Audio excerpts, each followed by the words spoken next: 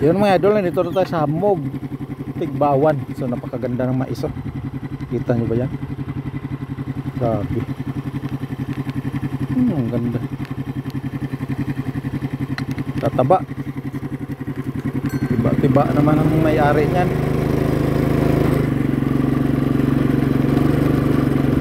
Grabe, oh, tataba, oh. Lalaki ng bunga.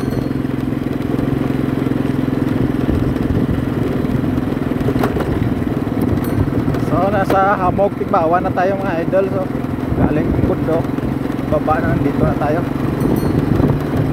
Medyo ginugutom na rin ako, hindi pa ako nagtanghalian. Hanap tayo ng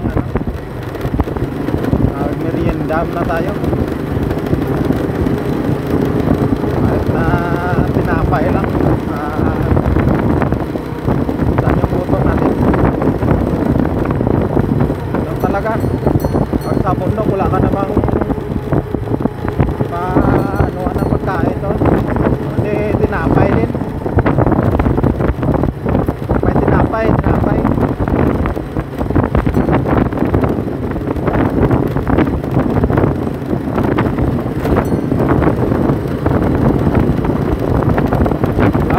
Lang kasing rin-rilyado eh.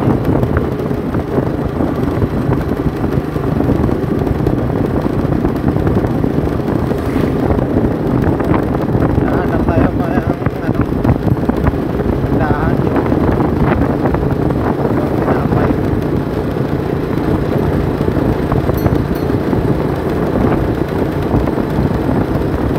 So nagre-reklamo na rin tiyan ko eh. Gusto na niya kumain.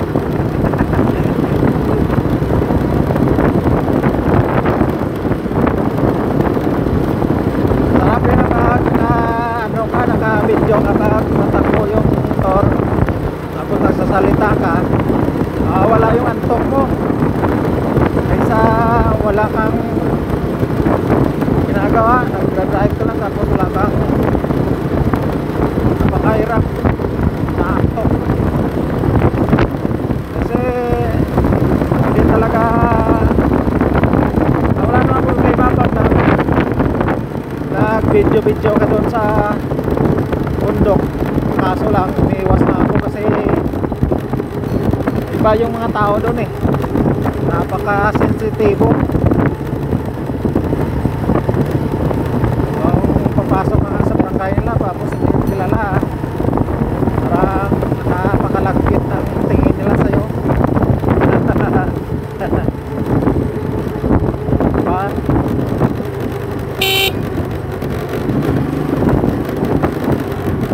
Tingin nila sa'yo mula ulo hanggang paa, parang binabalatan ka.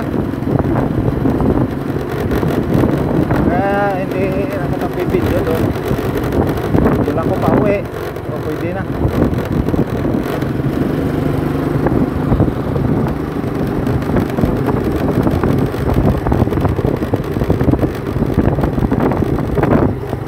Kasi napakahirap magkamalan kanila ng Intel daw. Intel di mo na titinda lang ako. Hindi na. Mayroong lasing kanina, dalawa. Kasi kahapon pista sa barangay nila. So ngayon nag-iinom sila. Bili sa akin. Tapos sabi niya nakarating pa daw ako doon, napakalayo na. Siyempre natural alam mo nang business ka eh. Kahit anong layo, basta kayang abutin ng mga gulong mo,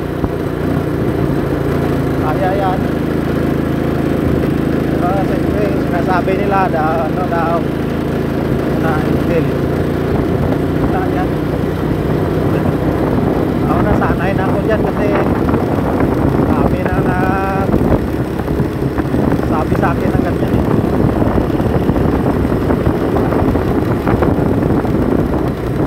Ayan mga idol, dito tayo sa nagpadadaan papunta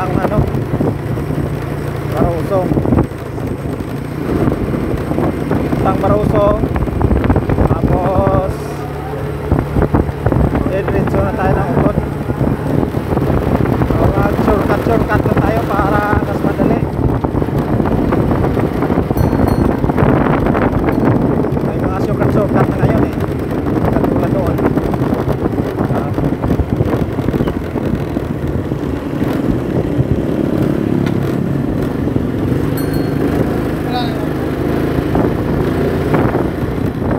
Ko na ano,